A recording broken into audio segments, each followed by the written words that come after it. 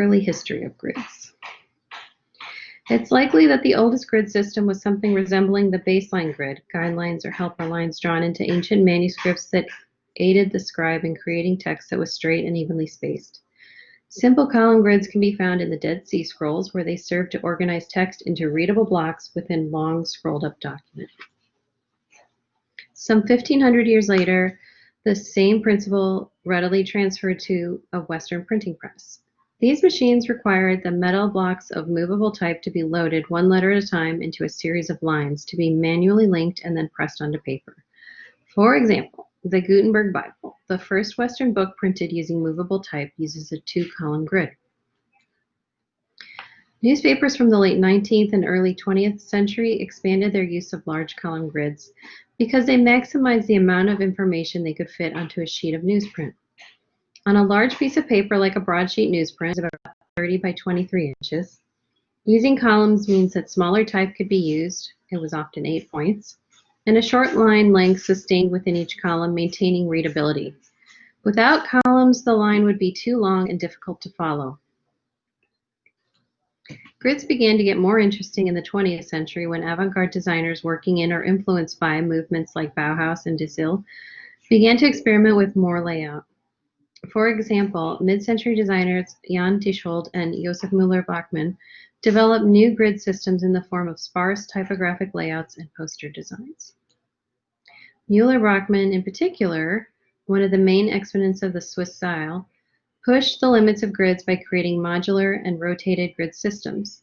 He published a detailed handbook essential reading for any graphic designer called Grid Systems in Graphic Design, and it represents a coalition of the insights gained throughout his illustrious career.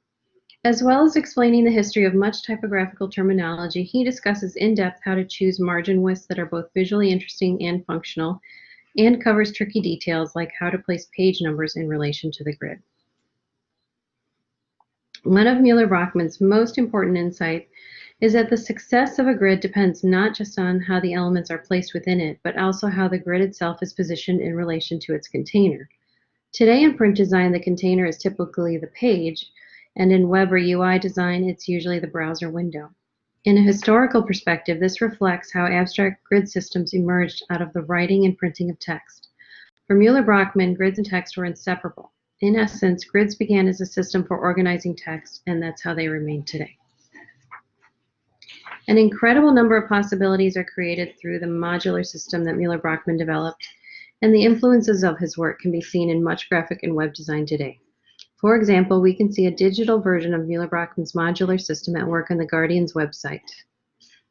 Müller-Bachmann even explored the application of grid systems to 3D spaces, and grid systems have a significant impact on the design of exhibition spaces and on corporate interior design. As a kind of postscript to the book, Müller-Bachmann looks at ancient systems of order drawn from nature and earlier human civilizations. As examples, he identifies honeycombs made by bees and primitive maps of proportions of the human body.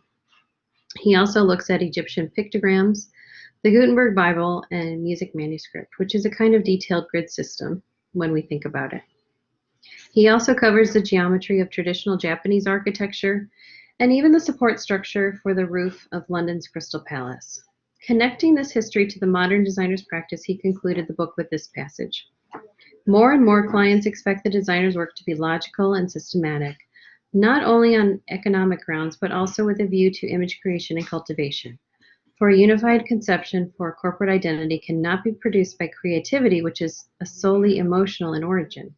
Design demands to a very high degree of not only emotional, but also intellectual capacity for creative achievement.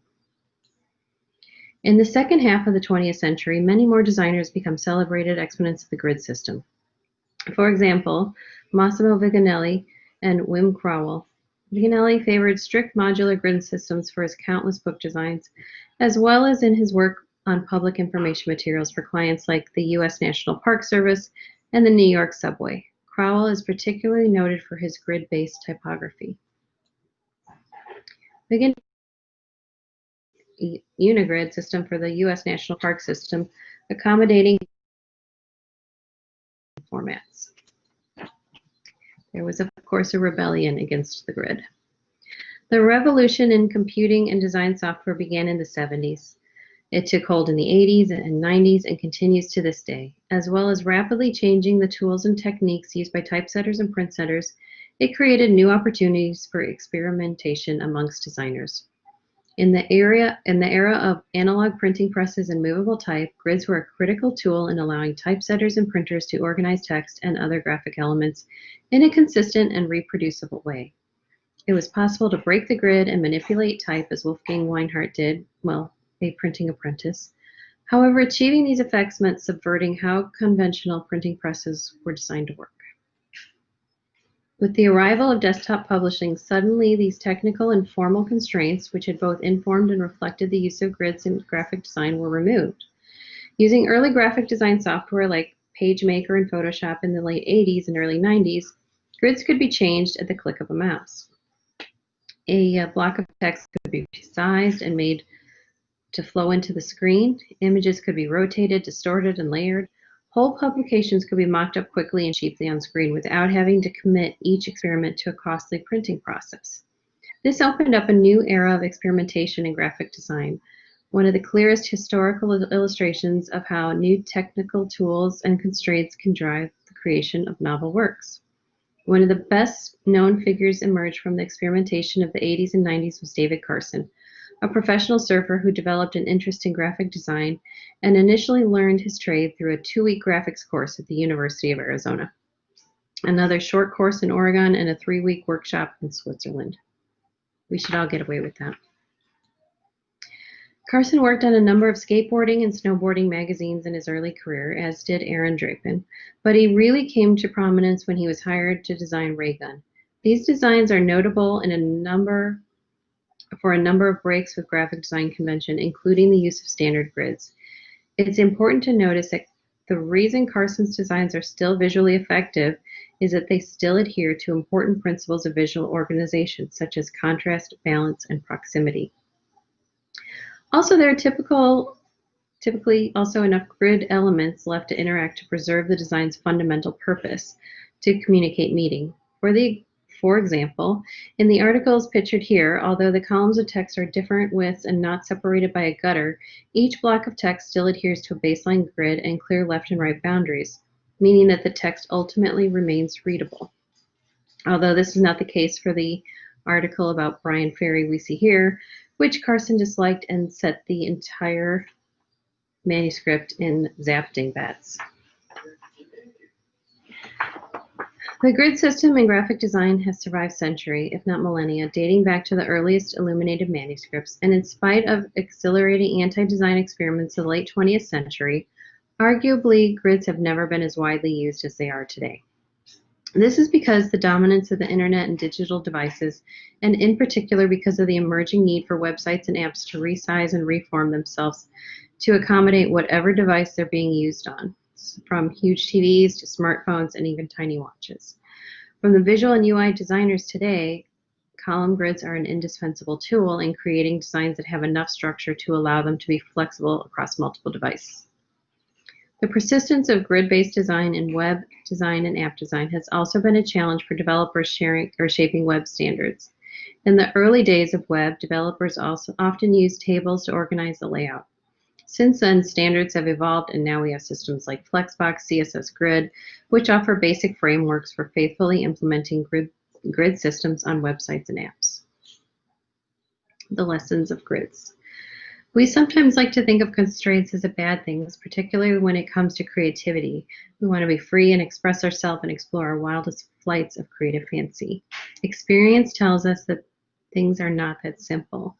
We're all familiar with the experience of sitting in front of a blank page and having no idea where to start. And then when we do start, we feel directionless and quickly get stuck again. Often we don't make any progress and end up walking away. It's in this situation that creative constraints are extremely valuable.